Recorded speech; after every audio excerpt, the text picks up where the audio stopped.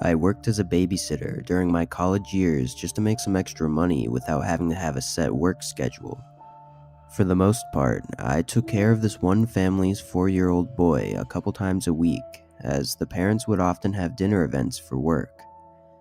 The boy was quiet, but I appreciated that because he was easy to watch over.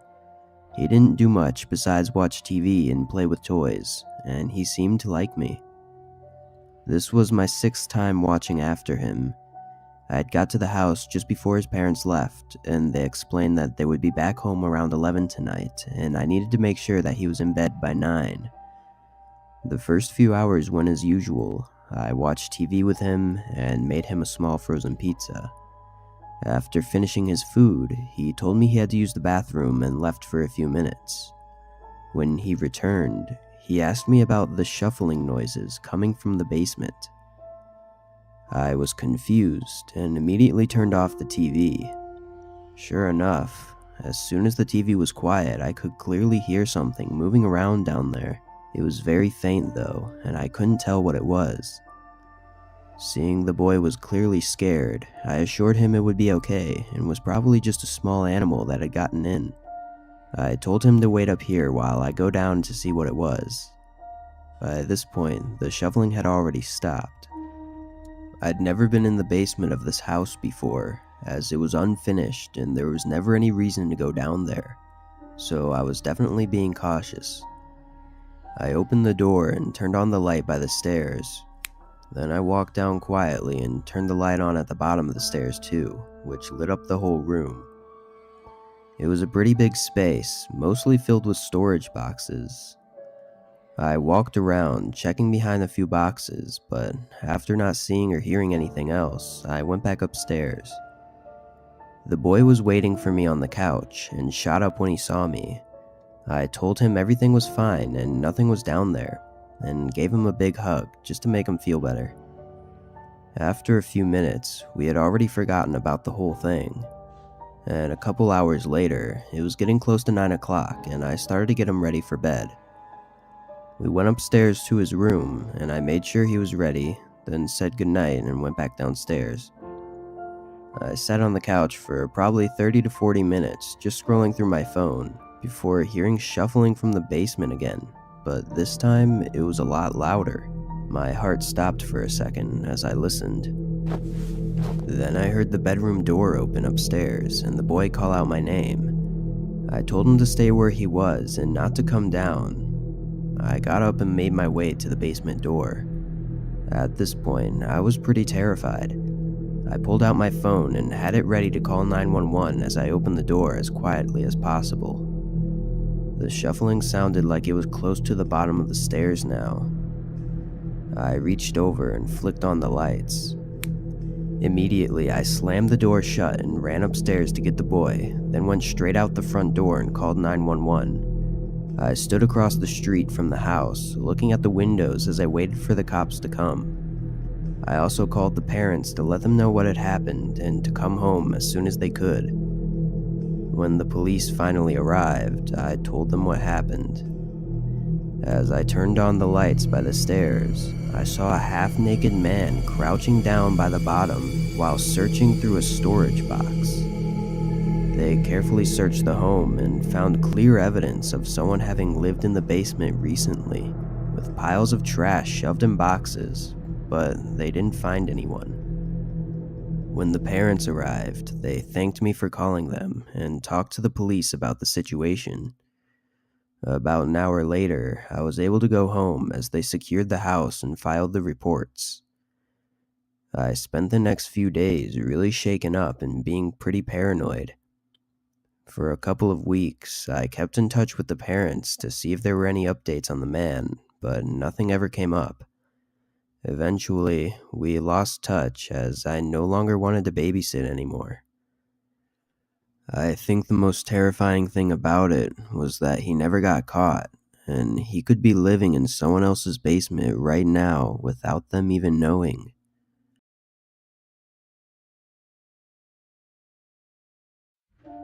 My best friend had a daughter, Sarah, that had just turned 7, and I would occasionally watch her whenever they needed. They lived in a really nice home in Washington, surrounded by trees and mountains. The nearest neighbors were a couple miles away, so I always enjoyed the peace and quiet while staying there. Anyways, my friend had asked me if I could watch Sarah for 2 days while she was going on a business trip. I agreed, and a few weeks later arrived at her house. We talked for a little bit and ate lunch together. Then she finished packing and headed out to catch her flight. I hung out with Sarah for a few hours, listening to her talk about school and her friends. Then I took her out to pick up some dinner and dessert. We got back to the house around 8 and agreed to watch a movie just before bed. I sat on the couch and began scrolling through a list of movies to find one when I hear Sarah ask me, "Who's that?" I look where she's pointing, at the front door, and then hear someone knocking. With the house being so isolated, I never thought anyone would come up to the door. Nervously, I walked over and cracked the door open. There was a tall man standing on the porch. He looked a little surprised when I opened the door. "Can I help you?" I asked. He leaned to the left, looking through the crack in the door, then replied, "Sorry, just making sure someone was home." Then he turned away and started walking. Obviously, I found this very strange and a little bit creepy. I closed the door and locked it, then went to the back door and locked it as well. Sarah asked me who it was, and I told her it was just a neighbor, then went back to the couch and started a movie. We both enjoyed the movie, though it was a little bit longer than I had thought. I told Sarah it was time for bed and then followed her upstairs as she got ready. Once she was in bed, I came back down and sat on the couch. It was a little bit after 10 and I wasn't too tired yet, so I figured I'd turn something on the TV and just wind down for a bit before going to bed. As the TV played, I started to hear a crunching sound coming from somewhere. I muted the show and listened more carefully. It was coming from the back of the house. I went over to the back door and turned on the back porch light. Looking around, I couldn't see anything other than an empty porch with trees in the background. I stayed there, listening for a few more minutes before eventually heading back to the couch. I wondered if my mind was just messing with me, as I was a little creeped out by being in a house surrounded by a forest in the dark. I always felt safe during the day and actually really enjoyed it, but as soon as the sun goes down, I'd get a little uneasy. Anyways, I turned up the volume again and decided to lay down as to get myself more sleepy. Apparently it worked too well, and I fell asleep on the couch shortly after. A couple hours later, I woke up, noticing the TV was still on. I turned it off and sat up, rubbing my eyes tiredly. But then I started to get an uneasy feeling again, as I noticed how silent it was in the house. There wasn't any sound at all. Then I began to hear that same crunching sound, but this time clearly sounding like footsteps. It was coming from the right side of the house, which was right by the room that I was in. A few seconds later, they stopped, seemingly right outside one of the windows that had the curtains down. Truly frightened, I walked over to the window slowly and quietly, and pulled back the curtain. Nothing was there. I looked around and didn't see anything. I figured I had been imagining it, and was just really tired, so I got a glass of water and headed upstairs to get to bed. The next morning, I made us some breakfast and we sat down together to talk about what we wanted to do today. But as we were discussing plans, Sarah asks me why I was walking around outside last night. I froze for a moment, then asked her what she saw. She said she had heard someone walking around the house for almost an hour just after she had gone to bed. Chills ran down my body, and I told her to stay inside while I went to look around outside. I grabbed a small knife just in case and went out the front door. Walking around the house, it was hard to tell if anything was from last night or had already been there. but I did notice some scratches on the walls near some of the windows and doors, but other than that, everything seemed normal. I couldn't tell if there were any footprints, as the yard was mostly thick grass. As I made my way back to the front door, I saw that same man from yesterday walking down the street in front of the house. He was just walking past, but again, this house was pretty far from anything else, so he had to have walked a couple miles at least just to get there. I went back inside and told Sarah that we were going to go to the mall today and walk around. I really didn't want to be in the house anymore, so I wanted to spend as much time away as possible. We stayed out for a while and didn't get back to the house until 6. My friend called me soon after just to check up on us. I mentioned the strange man that I had seen and described his features to her, and she actually said that she recognized the man from a few weeks ago. Apparently, he had come up to her house and asked if he could stay the night, to which she obviously declined. We agreed that if anything else happened, I wouldn't take any chances and would call the police. As the sun started to go down, I made sure to check all the doors one last time to make sure that they were locked. It was around 9 p.m., and Sarah and I were playing a quick board game before bed when we both started to hear a soft tapping noise coming from outside one of the windows. I stood up slowly and told Sarah to stay calm. But then a loud scratching came from outside the walls of the house, right by the window in the room we were in. I grabbed Sarah and ran into the garage.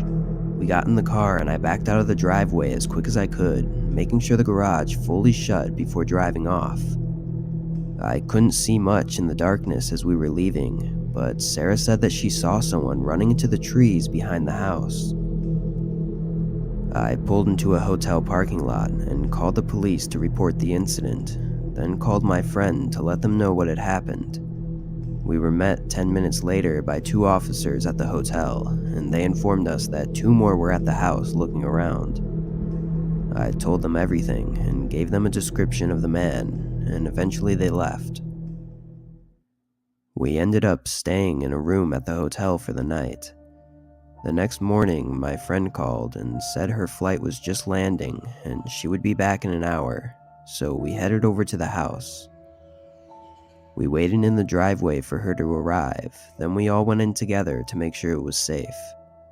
I stayed for a few hours just to talk about everything, and then I said goodbye and went home. It was definitely one of the scariest things to ever happen to me. But fortunately, the man was caught a month later after having been reported by multiple people for trying to break into their homes. What scares me the most about the guy was that he never said what his reasoning was for his actions. He had apparently broken into one of the homes, but he didn't steal anything at all. He just looked around for a little bit and then left empty-handed. It always makes me wonder what he was actually trying to do on the night he tried to break in.